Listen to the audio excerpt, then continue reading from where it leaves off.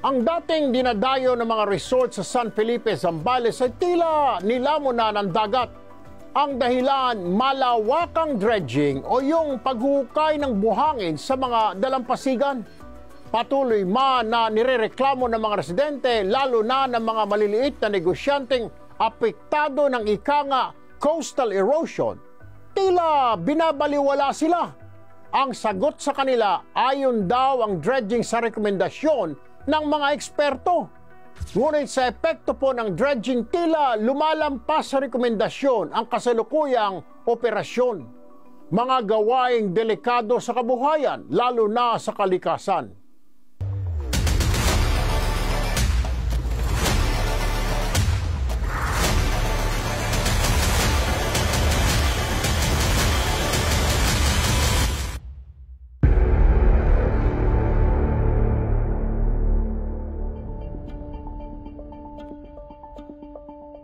Nagtungo tayo sa San Felipe, Zambales, kung saan tuwambad sa atin ang mga wasak na resorts.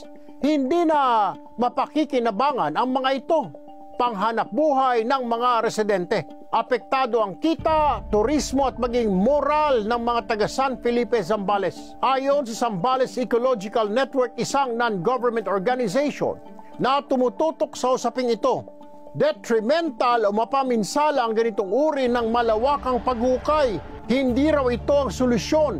Ito mismo ang nagdudulot ng problema. It's no longer a river restoration project, but a commercial project, a commercial undertaking of Governor Abdane, the DNR, and the DPWH to supply sand to the Pasay Harbor City Corporation. Kung ano yung kinuha mo sa dredge pit or sa dagat na buhangin, gaano karami yon, it will also seek that amount again. Ayon pa sa mga residente, tila wala manong konsultasyon, walang sapat na pag-aaral at walang malinaw na pananagutan mula sa mga nagpapatupad ng dredging operations. Yung erosion po, sir, yun lang ang problema talaga po namin dito. Wala na pong iba kasi kung nakikita nyo naman po ang erosion natin dito po ay hindi po to natural po na erosion. Dati po, ang layo-layo po ng dagat. Over the last siguro mga 8 to 12 months, talagang unti-unti pong lumalapit ang dagat. Sa ating konsultasyon sa mga eksperto patungkol sa coastal erosion, isang natural phenomenon ang pag-angat ng tubig dagat. Ngunit dapat ay meron din na nagdadagdag na buhangin.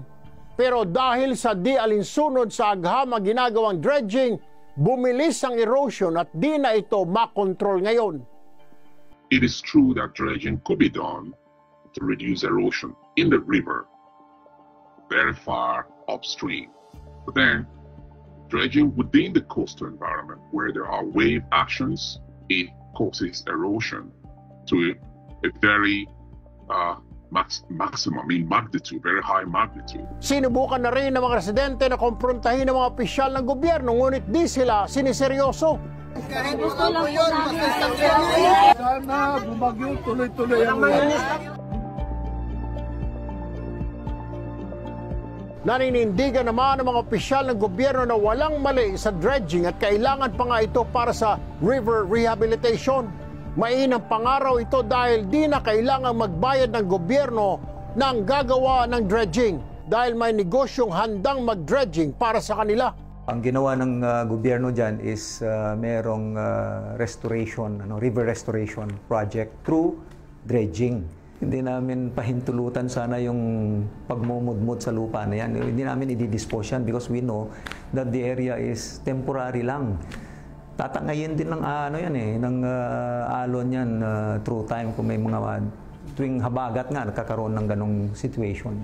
Ang tanong, sinabi nga ng eksperto na makakatulong ang dredging, pero nasa tamang bahagi ba ng ilog o dagat ang ginagawang dredging? Ang pamahalaan ang dapat na sandigan ng mga mamayan. Ang dredging sa mga karagatan at mga ilog ay di na bagong reklamo. Maging sa ibang bahagi ng Pilipinas, mariin itong kinukondina dahil sa di magandang dulot nito sa mga residente at lalo na sa kalikasan.